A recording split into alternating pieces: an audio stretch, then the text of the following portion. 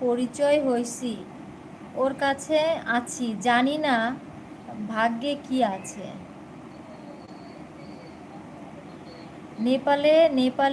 নেপালিয়ান এক ভাইয়ের সঙ্গে তুমি আছো। আমার মনে হয় তুমি বুঝতে পারবা সে কেমন, কি দিয়ে কি। তবে খুব সাবধানে থেকো, সবাইকে যাচাই করতে শিখো।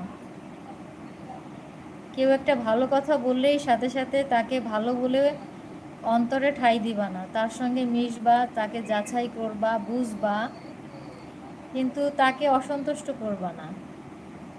কারণ তোমার ওইখানে কেউ নাই, তুমি এ- একান্তই একা।